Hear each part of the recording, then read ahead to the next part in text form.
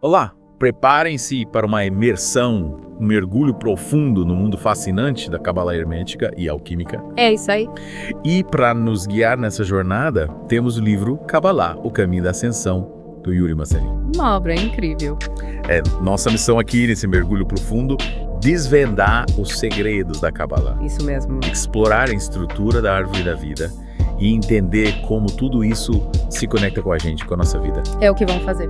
E sabe o que é interessante? O autor, o Yuri Marcelin, ele não começou a jornada espiritual dele pela Kabbalah. Não, ele passou por várias tradições antes de se aprofundar nesse sistema. Que legal. E isso traz uma camada de profundidade a mais na obra dele. Faz sentido, você ter essa bagagem, né? Exatamente. E logo de cara, ele já faz um alerta importante, né? Cuidado com as interpretações superficiais da Kabbalah. É preciso ir além da superfície, mergulhar fundo nos estudos, na prática, para realmente absorver a essência da tradição milenar. É verdade, a gente vê muito por aí, né? Sim. Umas interpretações meio rasas, assim. Superficiais, né? Que não chegam no âmago da questão. E aí é importante a gente ressaltar também, né? Que o livro se concentra na Kabbalah hermética e alquímica. Isso. Que apesar de compartilhar raízes com a Kabbalah tradicional judaica, ela se propõe a ser um caminho universal. Exatamente. De ascensão espiritual, né? Então é aberto a todos que buscam essa verdade. E falando em raízes, eu acho que é legal a gente situar a Kabbalah tradicional judaica nesse contexto, né? A gente tem obras importantes como o Sefer HaZohar, Sim. o Sefer Yetzirah e o Bahir, que são pilares dessa tradição, né? E entender um pouco sobre elas nos ajuda a ter uma visão mais completa. Com certeza. O Sefer HaZohar, que é conhecido como o livro do esplendor, é considerado um dos textos mais importantes da Kabbalah. Sim. E ele explora temas complexos, como a Torá. Os significados ocultos das letras do alfabeto hebraico, a natureza da humanidade.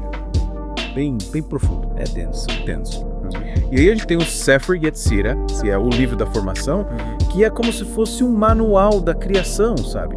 Ele revela a estrutura do universo, olha só, as relações entre as letras hebraicas, a numerologia, a astrologia, que legal. É fascinante como esses elementos se conectam. Né? E o Bahir, esse é interessante, porque ele tem origens misteriosas, né? E ele era tido como a principal fonte de conhecimento cabalístico. Sério? Antes do Zohar. Olha só. É uma obra complexa, enigmática, que continua desafiando os estudiosos até hoje. Nossa, caramba. E a partir dessa base rica e complexa da Kabbalah tradicional, a Kabbalah hermética e alquímica se desenvolve buscando, né, desvendar os mistérios da criação e da ascensão da alma. E pra gente mergulhar nesse universo, né? A gente precisa entender alguns conceitos-chave, como o Insof, o nada ilimitado, ou Insofor, a luz do nada ilimitado. Exatamente. Nossa, que nomes, né? São nomes que nos convidam a refletir. A gente pode imaginar um estado primordial de pura potencialidade, um vazio infinito que precede a própria criação. Nossa. É a partir desse vazio que tudo se origina. É como se a luz emergisse da escuridão. Isso. A partir de um impulso criador, que dá origem a tudo que existe. De arrepiar. E essa luz primordial ela se manifesta em 4 mundos. Atzluth, Braya, Yetzirah e Asiya.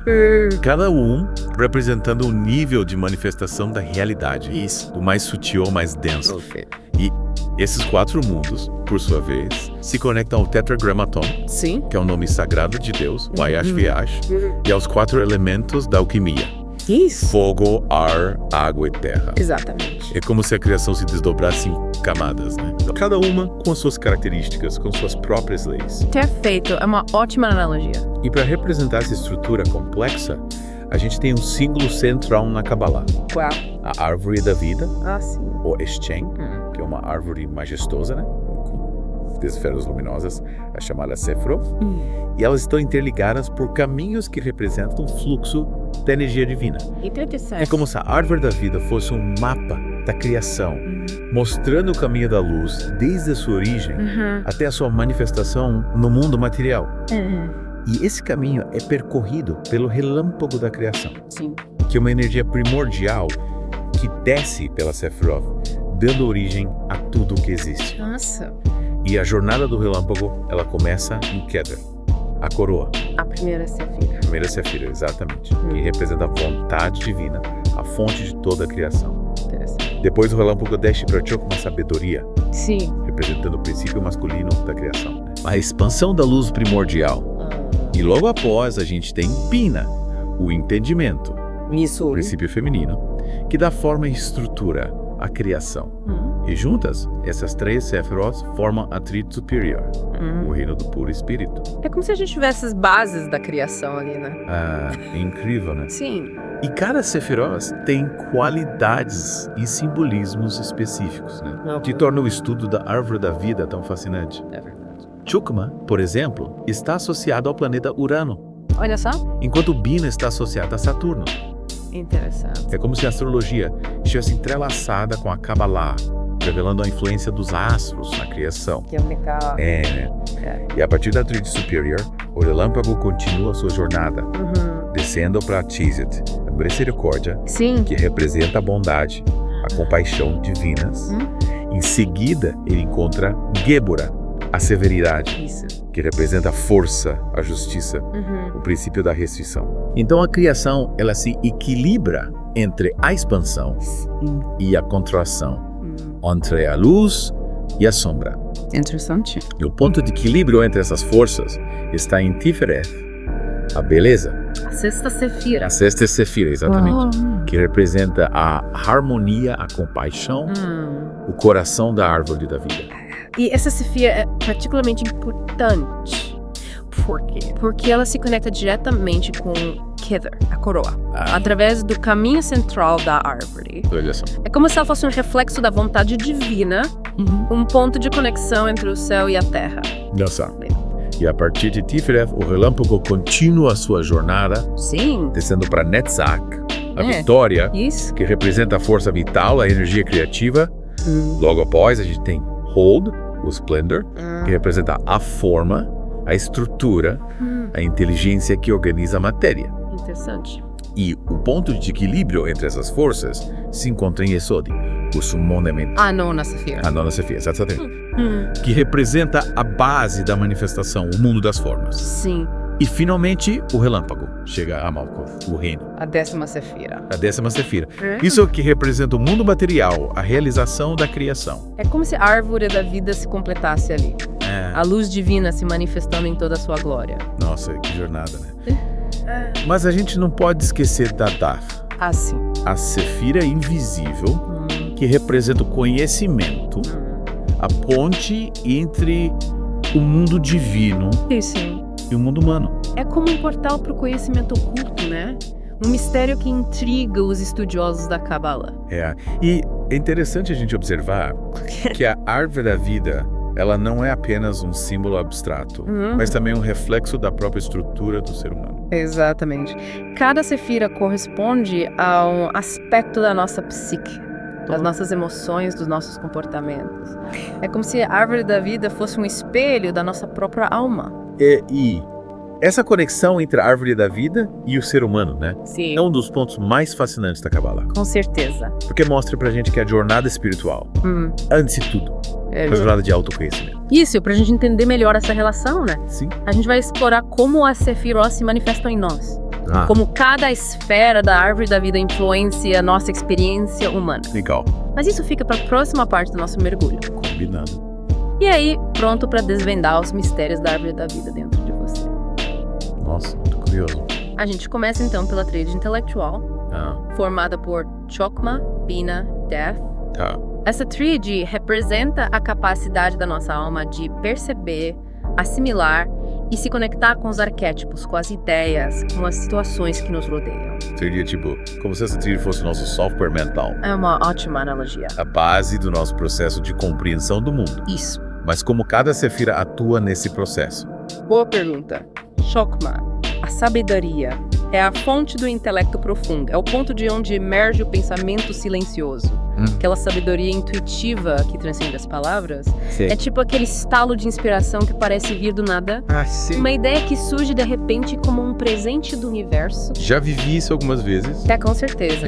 E aí entra a Bina, a compreensão, que entra em cena para organizar, para estruturar essa sabedoria, Sim. dando forma às ideias, aos conceitos. Certo. É a lógica, a razão, a capacidade de analisar, de categorizar o mundo ao nosso redor. Então, Bina seria como a mente trabalhando para dar sentido à inspiração, Isso. transformando a intuição em conhecimento estruturado, Exatamente. fazendo a ponte entre Ok. a eureka e o plano concreto. Perfeito. E a união dessas duas forças, Chokma e Bina, Sim. resulta em Daf, o conhecimento, a intuição pura que conecta o indivíduo à fonte primordial da criação. Seria um estado de consciência elevado. Tipo, onde a mente transcende os limites do ego e se conecta com o conhecimento universal. Exatamente. Uma experiência que, segundo Mocelin, está além da nossa compreensão racional. Derath não é uma sefira tradicional, mas sim um portal, um ponto de acesso ao conhecimento que está além da nossa compreensão racional. E é interessante a gente observar como essa tríade se conecta com a nossa experiência diária. Sim. Você já teve um insight repentino que te impulsionou a buscar um novo conhecimento, Sim. aprender algo novo? Sim. Essa é a energia da tríade intelectual em ação. Legal? Yeah. E agora que exploramos a mente, vamos descer pro coração. Vamos! A tríade moral, Isso. composta por Chizd, Geburah e Tefreth. Mocelin descreve essa tríade como as forças que motivam o nosso comportamento, as nossas emoções. Exatamente. É como se ela fosse a bússola que nos guia pelas escolhas do dia a dia. Isso. Mas qual o papel de cada sefira nesse processo? Cada uma tem um papel fundamental, né? Chizd, a misericórdia, é a força que nos impulsiona para a bondade, para a generosidade, para a compaixão. É o amor incondicional, o desejo de ajudar o próximo. Como o abraço acolhedor, Isso. a mão estendida para quem precisa. Uma energia que nos conecta com a empatia, com a solidariedade. Perfeito. Pura. A severidade representa o princípio da restrição, da justiça, da disciplina. É a força que nos impõe limites, Entendi. que nos faz discernir entre o certo e o errado. Como um freio. Isso. Um limite que nos impede de cometer excessos, de nos perdermos no caminho. Exato. Equilíbrio é a palavra-chave. Que é a união de Chizd e Geburah. Resulta em Tifereth, a beleza, que representa o equilíbrio entre a compaixão e a justiça. A harmonia entre o amor e a disciplina. Certo. É o ponto de equilíbrio da nossa alma. Sei. A integração das nossas emoções e da nossa moral. E como a gente viu antes, Tiferet é o centro da árvore da vida, né? O ponto de conexão entre o divino e o humano. É a partir de Tiferet que o indivíduo pode acessar a sua verdadeira natureza, né? Isso! E trilhar o caminho da ascensão. E essa jornada de ascensão, como Mocelin descreve, envolve integrar as energias dessa Sephiroth em nossas vidas. Reconhecer quando a gente está sendo guiado pela compaixão de Chizd, Sim. pelo discernimento de Geburah, ou pela harmonia do Tiferet. É um processo de autoconhecimento constante. Exatamente. Facilmente. E para completar nossa jornada pela árvore da vida interior, Sim. vamos explorar a tríade comportamental, Isso. composta por Netzach, Hod e Yesod. Seria como mergulhar no nosso corpo energético. Uma ótima analogia. O motor que impulsiona as nossas ações no mundo material. Isso! Netzach, a vitória, representa a força vital, a energia criativa. O instinto de sobrevivência, de perpetuação da espécie. É a paixão, a alegria, o entusiasmo pela vida. Pense na energia que te impulsiona a correr atrás dos seus sonhos. Sim. A criar algo novo. A celebrar a vida. Essa é Netzach. Uma energia vibrante, poderosa, como um vulcão em erupção. Isso. E Hod do Splendor. Qual o papel dessa sefira na nossa tríade comportamental? O Hod representa a forma, a estrutura, a inteligência que organiza a matéria. É a capacidade de comunicação, de expressão, de traduzir as ideias em ações concretas. Como um arquiteto que projeta e constrói, dando forma aos nossos sonhos, às nossas aspirações. Exatamente. Organizando o caos em algo belo e funcional. Perfeito. E a união de Netzach e Hod. Resulta em Yesod, o fundamento, que representa a base da nossa personalidade. A ponte entre o mundo interior e o mundo exterior. Yesod seria como o nosso ego. Isso. A máscara que usamos para nos apresentar ao mundo. A imagem que construímos de nós mesmos. E como vimos antes, Yesod é a sefira da lua, E sim, que reflete a luz do sol. certo. Da mesma forma, o nosso ego reflete a nossa essência, a nossa verdadeira natureza. Que se encontra indiferente. Exatamente. É como se o ego fosse um reflexo, às vezes distorcido, da nossa alma. Isso. Um véu que a gente precisa atravessar para encontrar nossa verdadeira identidade. Uma jornada complexa e desafiadora. Com certeza, com certeza. E finalmente chegamos a Malkuth, o reino, A última Sefira. que representa o mundo material, o nosso corpo físico, Isso, nossa experiência concreta no plano terreno. Não, seria como a terra firme. O palco onde a nossa jornada se desenrola, o lugar onde a gente pode manifestar o nosso potencial, realizar a nossa missão. É como se Malkuth fosse o ápice da criação. Isso. O ponto de encontro entre o céu e a terra. O lugar onde a nossa jornada espiritual se concretiza. Exatamente. Ao longo dessa jornada, a gente explorou a mente, Sim. as emoções, os comportamentos e chegamos ao corpo, Isso a nossa experiência no mundo material. é uma jornada completa e fascinante. Sem dúvida. E ao entendermos a árvore da vida como um reflexo do ser humano, Sim. a gente começa a compreender a nossa própria natureza e o nosso lugar no universo. É como se a Kabbalah nos oferecesse um mapa para nossa própria alma, né? Não. Um guia para nossa jornada de autoconhecimento e ascensão espiritual. Que O mais interessante é que essa jornada não termina aqui.